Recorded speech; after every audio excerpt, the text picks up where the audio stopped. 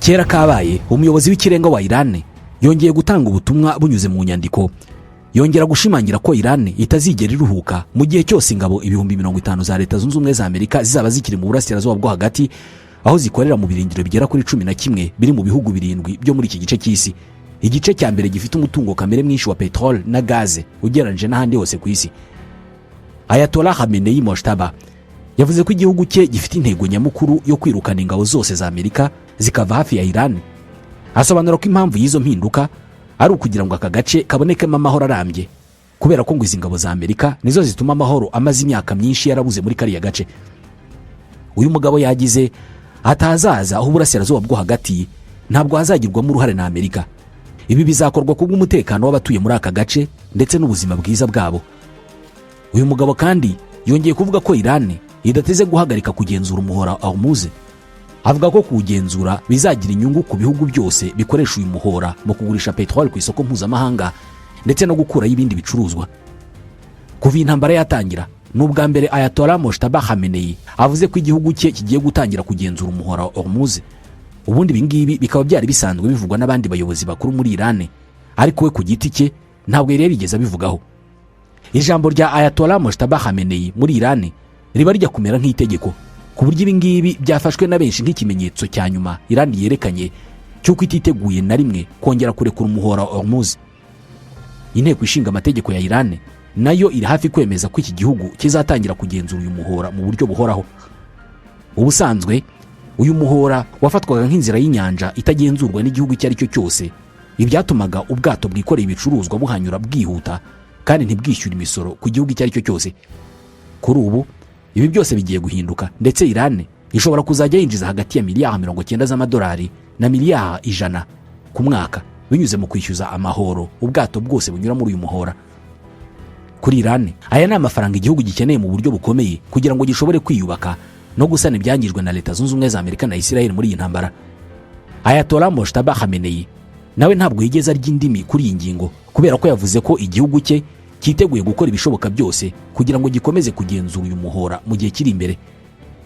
Ati tuzashyiraho amategeko ndetse n'imiyoborere mishya izagenzura umuhora Hormuz. Uyu muyobozi w'ikirenga wa Iran yanaboneyeho kuvuga ko bitumvikana uburyo ibihugu by'Abarabu byakwitega umusaruro ku burinzi bwa Amerika, nyamara nayo ubwayo idashobora kurinda ibikoresho byayo biri mu burasirazuba bwo hagati. Ati ubushukanyi bw'uko ibirindiro bya Amerika biri mu gace kacu bifite uburinzi budasanzwe, ati ntabwo ari byo rwose. None ni gute icyo gihugu cyarinda ibindi bihugu nacyo ubwacyo kidashoboye kwirinda? Ibi ngibi bishingiye ku makuru duherutse kugarukaho yari yaragizwe ibanga, aho byemezwa ko Iran yatunguye cyane Amerika igashobora kurasa ku birindiro byayo biri mu bihugu byose by'Abarabu, ndetse igakoresha indege zishaje cyane za F5 zakozwe mu myaka y'1960 ikabasha kwangiza ibi birindiro. Iran yashoboye kurasa za radar zari mu birindiro bya Amerika bigera ku rwego Amerika ihungisha abasirikare bayo ibakura mu birindiro byabo kubera ko nta bushobozi yari gifite bwo kuhabarindira, ibajyana mu bikorwa remezo bya gisivile birimo za hotel ndetse n'inzu za appartement. Mu ntangiriro z'intambara Iran yarashe kuri izi hotel, cyane cyane iziri Abu Dhabi mu murwa mukuru wa Leta Zunze Ubumwe z'Abarabu ndetse n'iziri Dubai.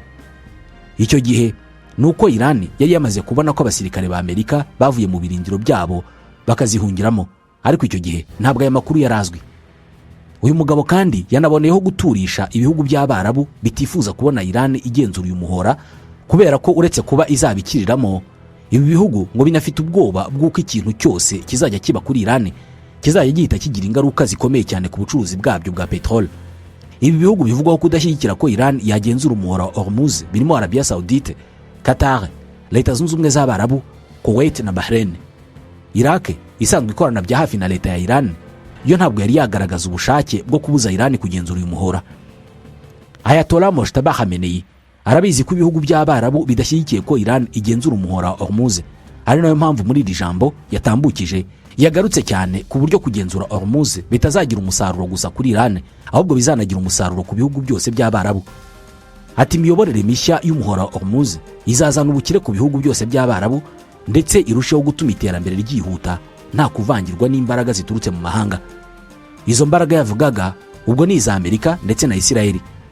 Perezida Donald Trump yakunze kurahira avuga ko Amerika idashobora kwemerera Iran kugenzura Hormuz. Gusa kuri iyi nshuro biragoye cyane kwizera icyo Amerika izakora kugira ngo ibuze Iran kugera kuri iyi ntego mu gihe Iran izaba yamaze kubishyira mu itegeko nshinga igenderaho. Ikindi kitoroshye ku ruhande rwa Amerika nuko Iran itarimo kuvuga amagambo gusa, kubera ko ngo initeguye gushyira mu bikorwa ibyo yifuza binyuze mu ntambara. Iyi ntambara biragoye cyane ko abanyamerika bazakomeza kuyirwana ubuziraherezo, cyane ko n'ubundi ikomeje gutuma ubuzima muri Amerika bugorana, ndetse n'abadashyigikiye intambara bakaba bakomeje kwiyongera. Ni intambara yatugizeho ingaruka twese uko twakabaye. Donald Trump yabanje kubwira abanyamerika ko iyi ntambara izamara ibyumweru biri hagati ya 5 na 6. Kuri ubu turi mu cyumweru cya 9 iyi ntambara itangiye, kandi nta kimenyetso cyerekana ko ibyo Amerika irimo kwifuza bizagerwaho. Ikirushaho gutuma ibintu bikomera nuko ahubwo bisa naho uko igihe gishira ariko abanyamerika barimo kuzibukira mu gihe abanya-Iran barimo kurushaho gukomera. Urugero rworoshye ni ibijyanye n'ibiganiro. Ibiganiro byamaze guhagarara, gusa bikavugwa ko mu minsi mikiri imbere bishobora gusubukurwa. Igitangaje ariko nuko Iran yamaze kuvuga ko mu biganiro bizakurikiraho ingingo ijyanye na gahunda yayo yo gutunganya intwaro za kirimbuzi itazigera iganirwaho. Ni imwe mu ngingo nyamukuru zatumye Leta Zunze Ubumwe za Amerika zitangiza intambara muri Iran. Ni nayo ngingo nkuru mu Amerika ikoresha mu biganiro na Iran. Biramutse bibayeho ko ibindi byose biganirwaho ariko iyi ngingo ntiganirweho, bishobora kuba byaba igisebo gikomeye kuri Leta Zunze Ubumwe za Amerika, kubera ko icyo yaba yaratangirije intambara cyaba kitagezweho, ahubwo Iran ikunguka miliyari zirenga 90 z'amadolari izajya yinjiza buri mwaka binyuze mu kugenzura Hormuz. Ibi ni by'abadepite bibanzeho ubwo bari bakiriye Minisitiri w'intambara muri Amerika Pete Hegseth. Uyu mugabo yahaswe ibibazo ku bijyanye n'intego nyamukuru ya Amerika muri iyi ntambara mu kiganiro cyaranzwe no kwivuguruza. Ni ikiganiro cyasize ibibazo ari byinshi kurusha uko cyatanze ibisubizo. Hegseth yabajijwe intego ya Amerika muri iyi ntambara, avuga ko ari ugusenya ubushobozi bwa Iran bwo gukora intwaro kirimbuzi. Nyuma aza kubazwa uko intambara irimo kugenda, asubiza ko Amerika yamaze gusenya inganda za Iran zitunganya ubutare bwa uranium, ari nabwo bwakorwamo intwaro za kirimbuzi. Aha niho bahereye bamubaza bati none turacyamara iki muri iyi ntambara niba icyo twashakaga twarakigezeho. Hegseth yabwiye abadepite ati ntabwo murimo kumva ibyo mbabwira. Hegseth kandi yabajijwe niba Amerika yarateguye intambara, cyane ko ubajije buri wese ukurikirana ibya Iran byari bizwi neza ko Iran izahita ifunga umuhora wa Hormuz. Bwana Hegseth yavuze ko Amerika yari yateguye intambara, kandi ko iki gihugu nacyo cyabashije gufunga uyu muhora nyuma yuko Iran ufunze. Aha niho abadepite bahereye bamubaza bati none se Iran yafunze umuhora, natwe turahindukira dufunga umuhora n'ubundi wari usanzwe ufunze. Bati ubwo gutsinda kwa Amerika uvuga kuri he? Hegseth yavuze ko Amerika irimo gukora ibishoboka byose kugira ngo intambara irangire vuba. Abadepite banamubajije ku buryo iyi ntambara ishobora kuzarangira Iran yungukiyemo cyane kurusha uko byari bimeze mbere, cyane ko ishobora gutangira kugenzura umuhora wa Hormuz ndetse igakomeza gutunganya uranium yewe ikongera ubushobozi bwayo bwo gukora za missile, kubera ko nyine izaba yabonye amafaranga menshi azaturuka mu gusoresha ubwato bunyura muri Hormuz. Hegseth yaciye ku ruhande iki kibazo, avuga ko Amerika iri mu ntambara kandi igomba kuzayivamo itsinze. Uyu mugabo yabajijwe niba hari inshuro yaba yarahakaniye Donald Trump ku ngingo iyo yose muri iyi ntambara. Undi ntiyagira icyo asubiza, bituma abadepite bamubwira ko adashoboye kandi ko akwiriye kwegura mu maguru mashya. Hegseth yanananiwe gusobanura impamvu aherutse kwirukana bamwe mu basirikare bakuru ba Amerika. Abazwa ku mujyanama we yaratunguranye, avuga ko atazi niba afite ibiro muri Pentagon. Hakibazwa uburyo ashobora kugira umujyanama wihariye ariko akaba atazi aho akorera. Ubuhamya bw'abasirikare ba Amerika bari mu burasirazuba bwo hagati bwagaragaje ko ubwo intambara na Iran yatangiraga ngo Amerika itari ifite ubwirinzi buhagije ku birindiro by'ingabo z'icyo gihugu. Ibi byatumye ubwo Iran yaharasaga ibisasu abanyamerika bagera kuri 13 barahasize ubuzima. Hegseth yabajijwe impamvu nta burinzi buhambaye bwari hafi aho ngaho mu gihe yari abizi neza ko Amerika yinjiye mu ntambara. Undi asubiza ko uburinzi bwari buhari. Abadepite bahereye kuri iyo ngingo bamubaza niba abasirikare ba Amerika barimo kubeshya. Birangira abadepite bemeje ko abasirikare barimo kuvugisha ukuri, ahubwo Pete Hegseth umuyobozi wabo ari utavugisha ukuri. Icyakora ibintu byose byahinduye isura ubwo uyu mugabo yabazwaga ku bijyanye n'ikiguzi iyi ntambara irimo gushyira ku banyamerika. Ikiguzi kibarirwa hagati ya miliyari 631 z'amadolari na miliyari 1,000. Ni amadolari aziyongera ko yari asanzwe akoreshwa n'abanyamerika mu guhaha ibyo bakeneye bya buri munsi, nk'uko ikigega mpuzamahanga cy'imari giherutse kubigaragaza. Ibi bivuze ko amafaranga yakoreshwaga n'umuryango muri Amerika aziyongeraho 5,000 by'amadolari. Hegseth yabanje gutungurana kubera ko atarazi iki kiguzi, bituma abadepite bamucyurira bati ubwo mwatangije intambara mutazi ikiguzi irimo gushyira ku banyamerika. undi yisobanuye avuga ko ikiguzi cy'iyi ntambara kuri Amerika ari gito cyane ugereranyije n'ikiguzi byari kuzasaba Amerika mu gihe Iran yari kuzatunga intwaro kirimbuzi.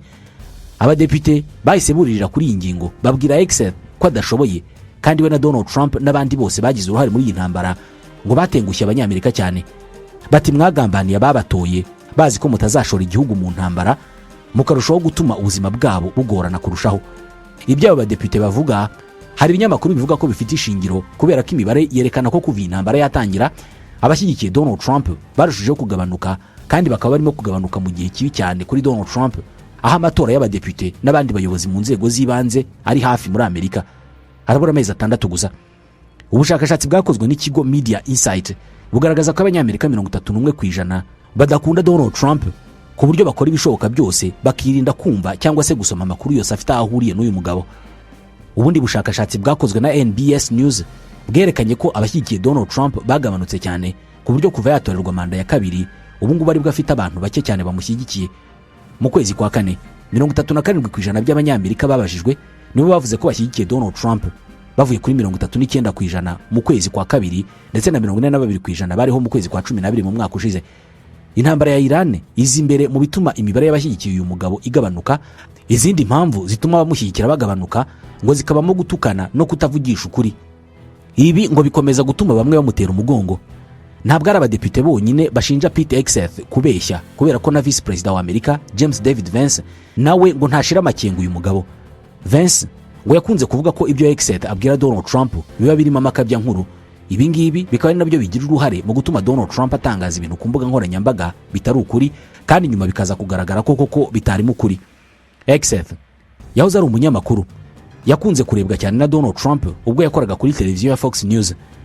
Kimwe mu bintu yumva neza ni uburyo bwo gutambutsa ubutumwa, cyane cyane iyo arimo kuvugisha Donald Trump, aho ngo azi kumubwira ibyo ashaka kumva kandi akamenya n'uburyo abimubwiramo.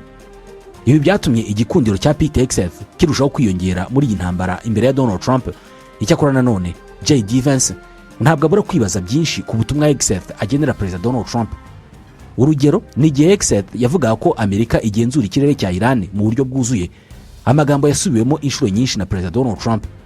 Ibi ariko ngo ntabwo byari ukuri, kubera ko mu kwezi kwa kane indege ya Amerika yaje guhanurwa irashwe n'igisasu cya Iran. Vance ngo ntabwo yumvikana na Hegseth ku ngingo nyinshi zirimo n'intwaro zikomeye Amerika ifite.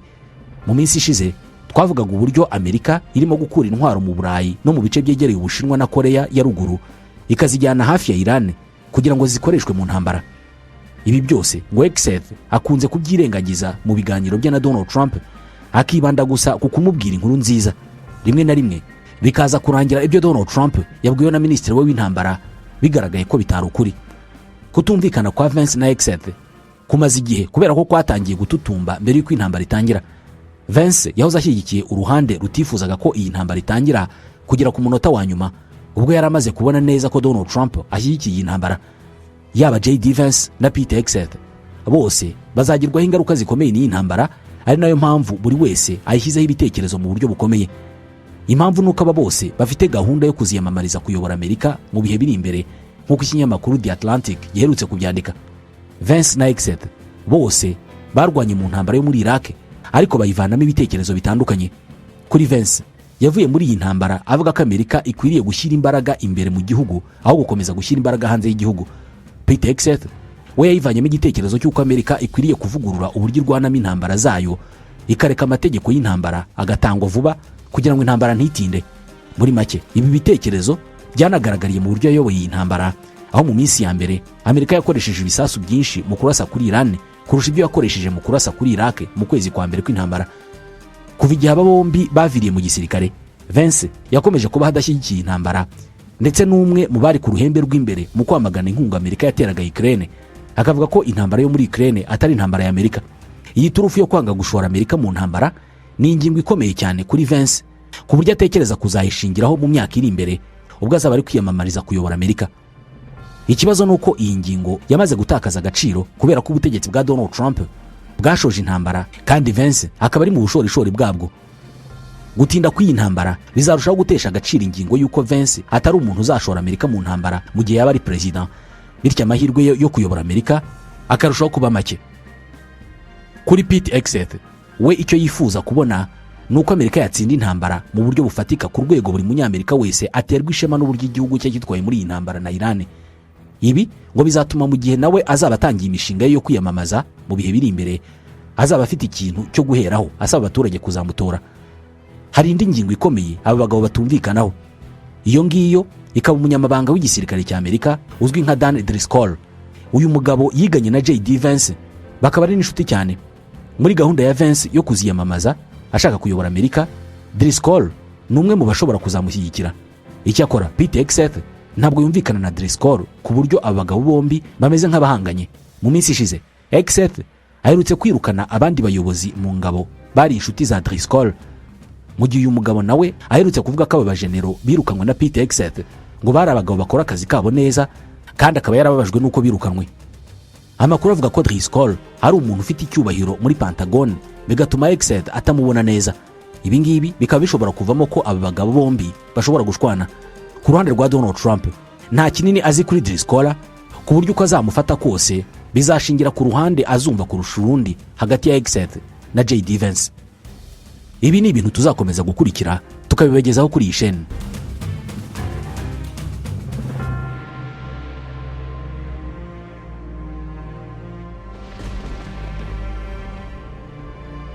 Perezida wa Leta Zunze Ubumwe za Amerika Donald Trump yavuze ko yababajwe cyane n'inkunga y'intwaro boherereje abarwanyi bo mu bwoko bw'abakurde kugira ngo babafashe kurwanya Iran, nyamara iyo nkunga ikanyerezwa ntigera aho yagombaga kugera.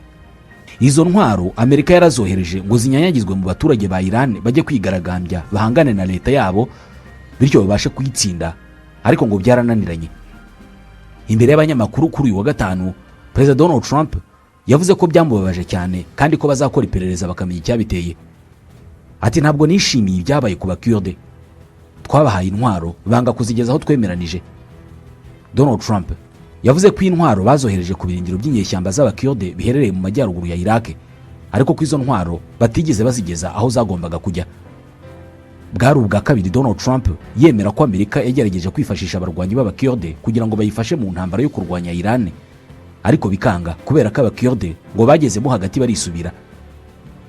Ku itariki ya 5 mu kwezi kwa 4 muri uyu mwaka nibwo bwa mbere Donald Trump yabikomojeho ko abakurde bohererejwe intwaro nyinshi. Icyo gihe yaragize atabigaragambya twaboherereje intwaro nyinshi cyane, ariko nkeka ko abakurde bazikubiye. Izi ntwaro byari biteganijwe ko zinyura mu bakurde zikagezwa mu baturage ba Iran, ubundi nabo bagahaguruka bakajya kwigaragambya ku butegetsi bw'abayatola.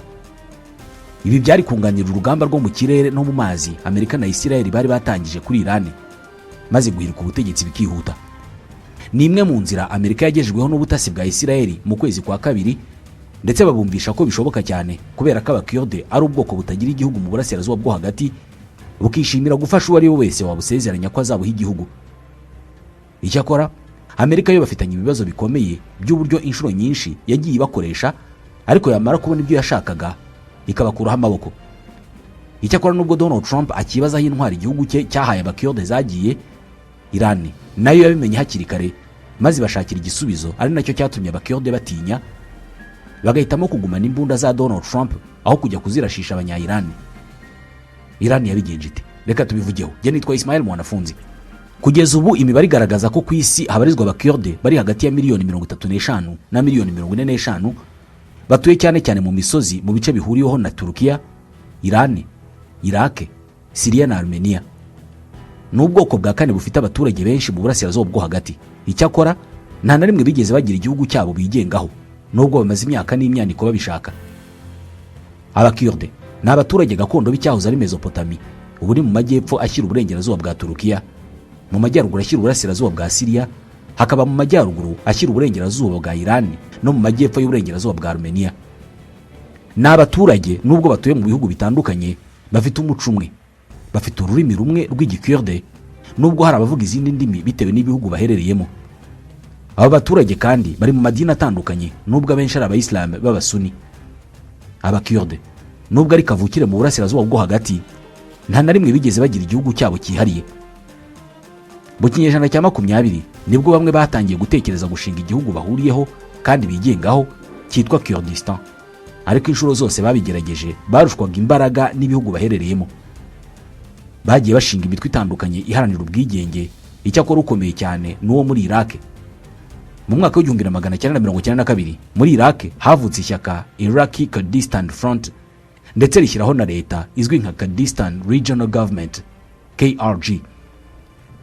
Ni leta igenzurwa na guverinoma ya Iraq, icyakora ikemererwa kugira inteko yayo ishinga amategeko, igisirikare cyitwa Peshmerga, bakagira n'imipaka ndetse na politike yabo yihariye mpuzamahanga. Iyi leta ikorera mu majyaruguru ya Iraq. Aba bo muri Iraq rero kubera ko baturanye na Iran, niba Amerika yashakaga kwifashisha ngo bajye guteza akaduruvayo muri Iran, ndetse bakaba bari bitezweho ko mu gihe Amerika yakohereza ingabo ku butaka muri Iran, abakiyode bajya imbere nk'abantu basanzwe bahamenyereye. Ku munsi wa gatandatu w'intambara Amerika na Israel batangije kuri Iran, Perezida Donald Trump yabajijwe ku makuru avuga ko igisirikare cya Amerika gishobora gutangiza intambara yo ku butaka muri Iran bifashije cyane igisirikare cy'abakiyode. Icyo gihe nta makuru menshi yabivuzeho, icyakora yasobanuye ko biramutse bibayeho byaba ari ibintu byiza cyane. Byageze ku munsi wa 8 w'intambara yamaze guhindura imvugo, yongera kubwira abanyamakuru ko gahunda yo kwifashisha abakiyode bayihagaritse. Ibiro ntaramakuru Reuters byatangaje ko hari impamvu ebyiri zatumye abakiyode banga kurwanyira Amerika. Iya mbere nuko Amerika itabahaga icyizere gihagije cyuko nibayifasha nabizabafasha. Ikindi ni igitutu cy'amasasu bohererezwaga na Iran buri kanya kubera ko yari yamaze kumenya ko bashaka kwifatanya na Amerika. Amakuru avuga ko ubw'intambara yatangiraga mu mpera z'ukwezi kwa kabiri muri uyu mwaka, inzego z'ubutasi za Iran zoherereje abakiyode batuye muri icyo gihugu ubutumwa bubaburira bubabuza kwifatanya n'abacanshuro Amerika ishaka kohereza ngo barwanye igihugu. Umugambi wari uko abakiyode bo muri Iraq bari koherezwa muri Iran banafite intwaro, hanyuma bagasaba abakiyode bo muri Iran gutangiza imyigaragambyo n'ibitero bya gisirikari kugira ngo bajegeze ubutegetsi. Inzego z'ubutasi za Iran rero zimaze kubimenya, zakoresheje itumanaho mu kuburira abaturage bayo bazahirahira bakifatanya n'umwanzi. Ubwo butumwa kandi bwanashyizwe kuri internet ku buryo umukiyode wafunguraga internet cyane cyane ajya ku mbuga z'amahanga yahabwaga ubutumwa bumubwira ko arimo gukorana n'abanzi b'igihugu. Mu kwezi kwa gatatu ngo hari imodoka za leta ya Iran zazengurukaga uduce twinshi cyane cyane udutuwe n'abakiyode zifotora mu buryo bw'ikoranabuhanga, ibi ngibi byitwa scanning. Zashakishaga ikimenyetso icyo ari cyo cyose cyangwa se signal cyagaragaza ko hari umuntu waba arimo gukoresha uburyo bw'itumanaho butemewe.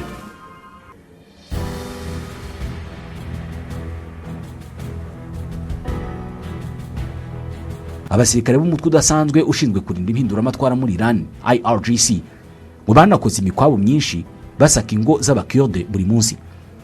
Uyu mutwe kandi wahise utangiza ubundi bukangurambaga bwifashishije telefoni ndetse n'ubundi buryo bw'itumanaho bwari bugenewe abakiyode bo muri Iraq, muri cya gice kigenzurwa na leta y'abakiyode ndetse n'igisirikare cya Peshmerga aricyo Donald Trump yashakaga kwifashisha.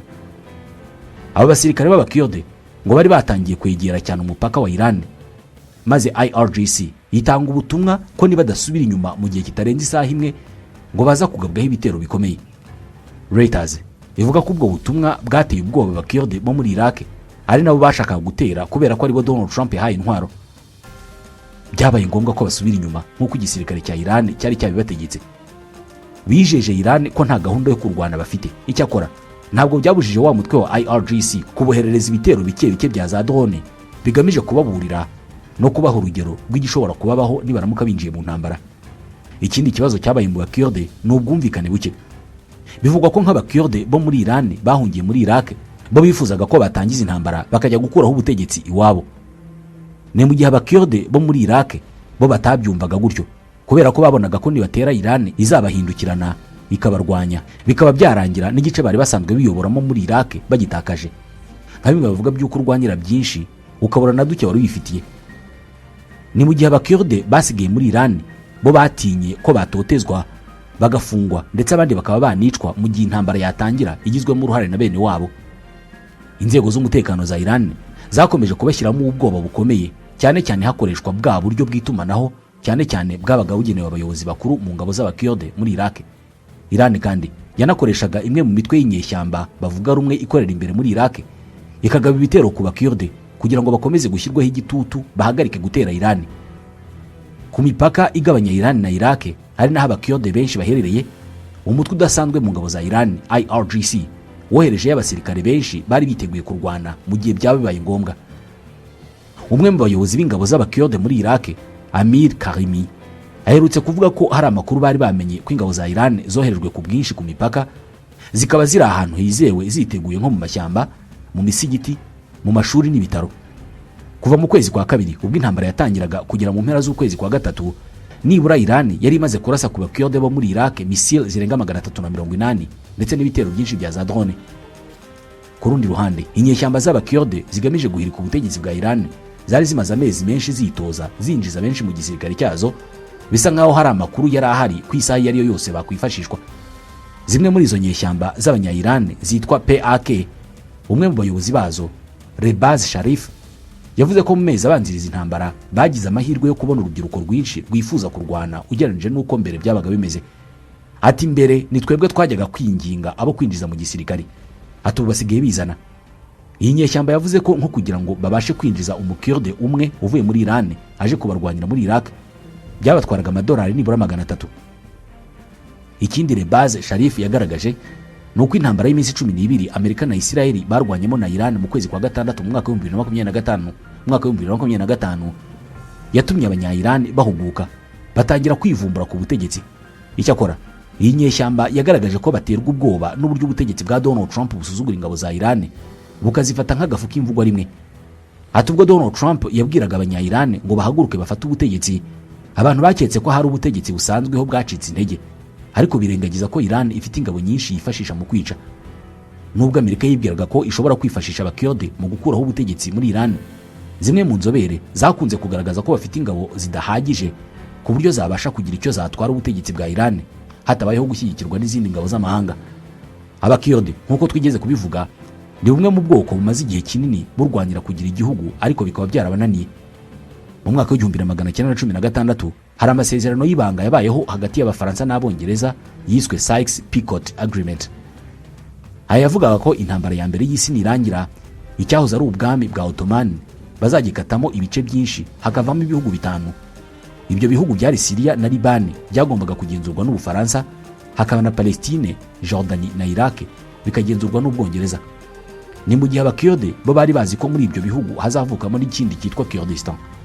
Mu gihe Abongereza n'Abafaransa bakoraga aya masezerano, ntabwo bayashyize ku karubanda, ahubwo bakomeje kwizeza abakurde ko bazahabwa nabo igihugu cyabo, ariko babizi neza ko bababeshya. Bigeze mu 1923 icyo gitekerezo cyaburijwemo ubwo hakatwaga imipaka mishya ya Turukiya mu masezerano yitiriwe Lausanne.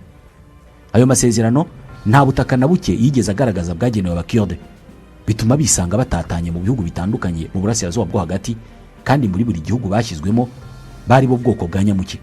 Kuva ubwo abakurde batangije intambara yo gushaka ubwigenge no gushinga igihugu cyabo, ariko kugeza n'ubu babuze uhabafasha kubigeraho. Byarinze bigera mu 1990 ubwo Iraq yateraga Kuwait, abakurde bakirwana intambara z'ubwigenge. Buri uko bazamukaga bashaka ubwigenge, bya bihugu baherereyemo byabagabagaho ibitero bikicamo benshi, bagacika intege bakarekeraho.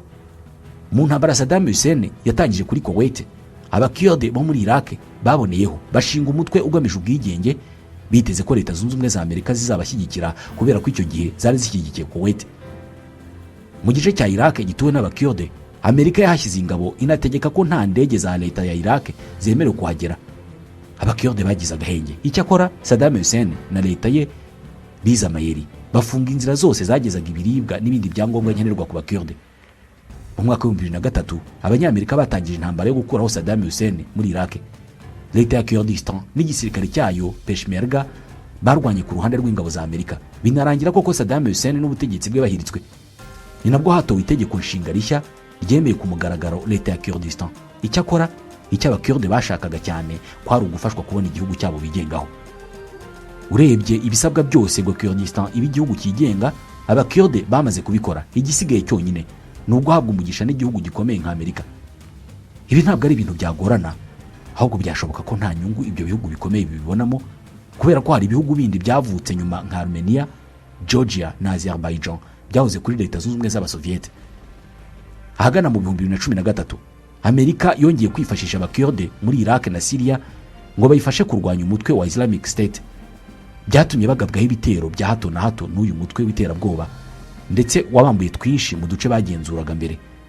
Cya gisirikare cy'abakurde bo muri Iraq Peshmerga cyagerageje kenshi kurwana kuri bene wabo bicwa na leta ya Kiislamu ariko bisa n'ibidakunda kubera ko uyu mutwe ufite ubushobozi bwinshi. Igisirikare cya Amerika nicyo giha ububasha bwa gisirikare cy'abakurde Peshmerga. Babaha ibikoresho, bakabaha imyitozo, ndetse rimwe na rimwe bakabafasha mu ntambara zo mu kirere bahashya umutwe wa leta ya Kiyisilamu.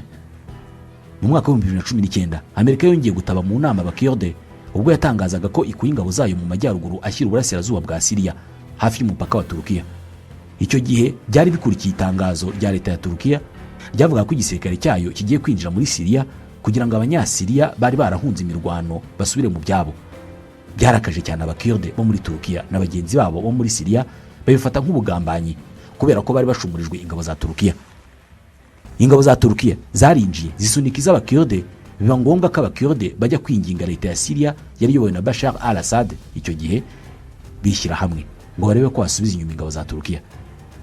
Leta ya Turukiya ntabwo ivuga rumwe n'abakurde guhera mu myaka y'1920 ubwo bishyiraga hamwe n'abanyaburayi bagamije gucamo ibice icyahoze ari ubwami bwa Ottoman. Abakurde bo muri Turukiya bagize 20% by'abaturage bose. Abanyaturukiya bamaze gufata ubutegetsi bafashe nabi cyane abakurde, babuza gukoresha ururimi rwabo gakondo, amazina y'abakurde aracibwa, ndetse no kwitwa abakurde barabyamburwa bakitwa abanyaturukiya bo mu misozi. Muri Syria naho abakurde ntabwo bigeze bafatwa neza na leta nubwo bagize 10% by'abaturage bose. Ku butegetsi bwa Bashar al-Assad bamwe bambuwe n'ubwene gihugu ndetse ubutaka bwabo bugabanywa abo mu bwoko bw'Abarabu. Muri Iraq naho abakurde bagize 20% by'abaturage bose ba Iraq, ndetse unarebye bo ntabwo bakunze kujya batotezwa cyane ugereranyije na bagenzi babo bo mu bindi bihugu. Muri Iran abakurde bagize hafi 17% by'abaturage bose. Mu 1948 abakurde bo muri Iran bagize igihugu cyitwa Ma'bad, ariko cyamaze umwaka umwe gusa kubera ko ingabo za Iran zakigabyeho ibitero kirasenyuka burundu. Kuva ubwo bahora mu mirwano n'ingabo za Iran, ndetse uburenganzira bwabo bw'ibanze bagiye babwimwa bazira iyo myitwarire ifatwa nk'idahwitse imbere y'ubutegetsi. Nk'ubu abakurde bo muri Iran ntabwo bemerewe kwiga cyangwa se kwigisha ururimi rw'igikurde. Amazina yabo gakondo ntabwo bemerewe kuyitwa ku byangombwa bya leta, mu gihe impirimbanyi nyinshi z'uburenganzira bw'abantu z'abakurde zihozwaho ijisho na leta.